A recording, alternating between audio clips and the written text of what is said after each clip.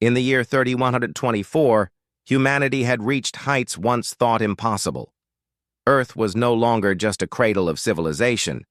It was the beating heart of an interstellar empire that stretched across dozens of star systems.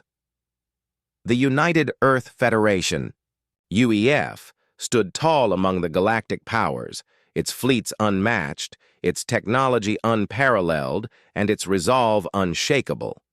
For centuries, diplomacy had been the cornerstone of human interaction with alien species, fostering alliances, trade agreements, and mutual growth. But everything changed on what would later be known as the Day of Severance. The Grand Chamber of the Galactic Council buzzed with tension.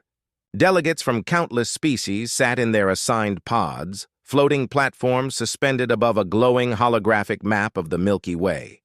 At the center of the room loomed the imposing figure of Chancellor Vorthan, a Xilian whose crystalline skin shimmered under the artificial light. His voice carried authority as he addressed the assembly. "Order!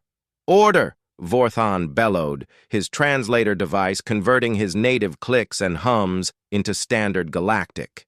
"We are here to address the unprecedented actions of the United Earth Federation. Their decision to sever all diplomatic ties is not only reckless, but dangerous for the stability of this galaxy." A murmur rippled through the chamber.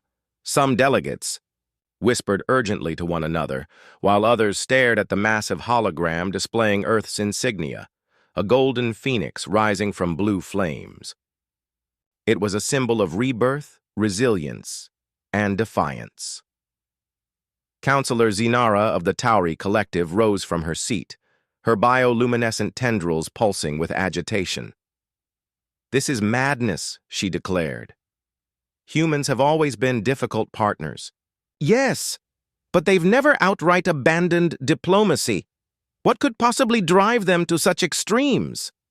Vorthan turned toward her, his crystalline eyes glinting ominously.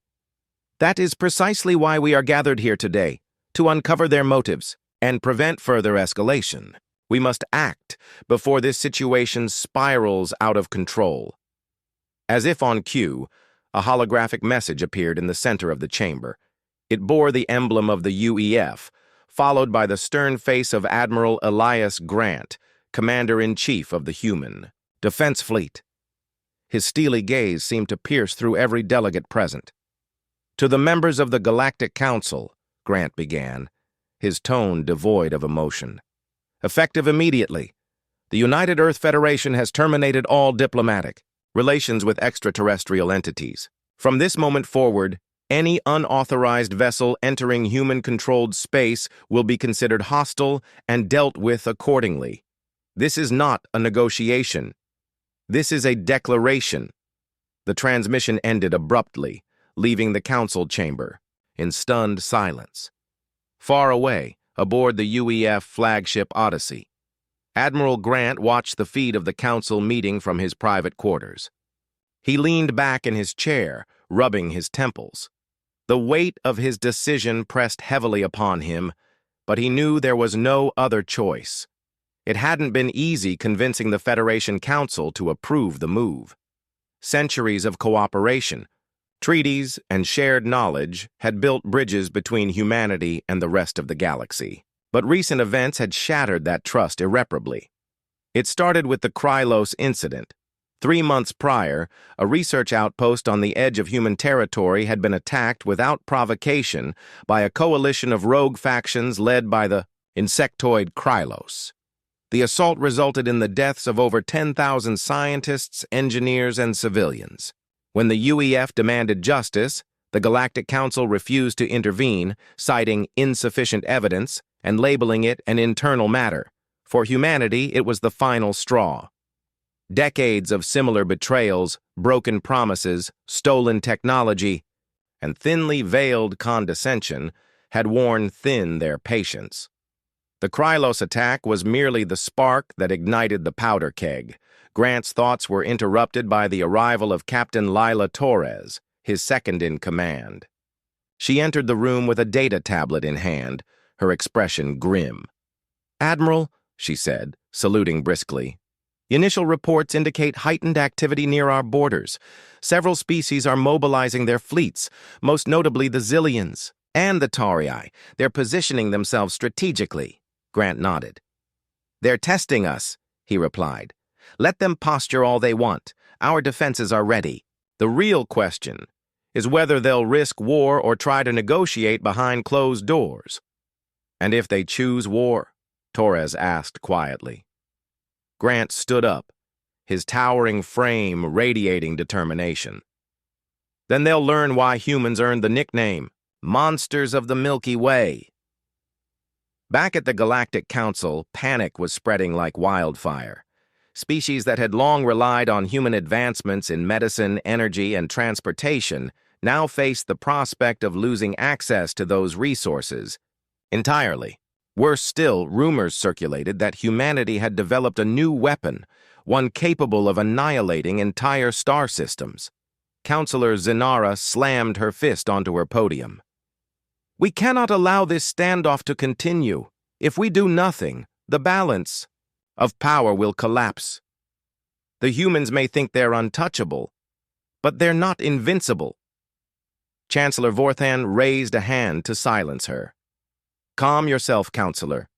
We must tread carefully.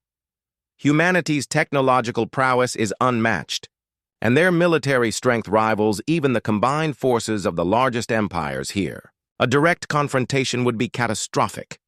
Then what do you propose? Demanded Ambassador Kale of the Zorathians, his reptilian scales flaring red with anger. That we grovel at their feet? That we beg them to rejoin us? No, Vorthan replied, coldly. We isolate them, cut off their trade routes, impose economic sanctions, and force them to see reason. Without allies, their empire will crumble under its own weight. The chamber erupted into chaos as delegates debated the merits of Vorthan's plan. Amidst the cacophony, a single voice rang out, calm, measured, and chilling. Perhaps the humans. Our right to sever ties, said Elder Soren of the ancient Quarathi race. His frail form belied the wisdom etched into every word he spoke. For too long we have taken them for granted. We've dismissed their achievements as mere luck, their innovations as fleeting brilliance. But perhaps it is time we acknowledge the truth. Humanity is not just a participant in this galaxy. They are its architects. The room fell silent as Soren continued. If we wish to avoid conflict, we must offer them something more than empty platitudes.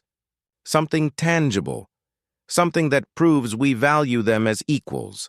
Vorthan frowned deeply. And what would that be, Elder? Soren smiled faintly. An alliance. Not one born of necessity, but of respect. A partnership where humanity's contributions are recognized and rewarded. Anything less will only deepen the divide. Weeks passed, and tensions simmered on the brink of boiling over.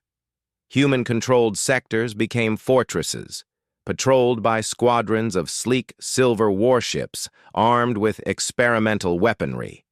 Meanwhile, the rest of the galaxy braced for impact, unsure whether humanity's isolationist stance was a bluff or a prelude to conquest. On board the Odyssey, Admiral Grant received an encrypted message. It came not from the Galactic Council, but from Elder Soren himself. Intrigued, Grant opened the file. Within moments, his eyes widened in surprise. Captain Torres noticed the change in his demeanor. Sir, what is it? Grant looked up, a rare smile tugging at the corners of his lips. It seems, he said, that some beings in this galaxy still understand the value of respect. Prepare my shuttle. We're going to meet with the Quarathi.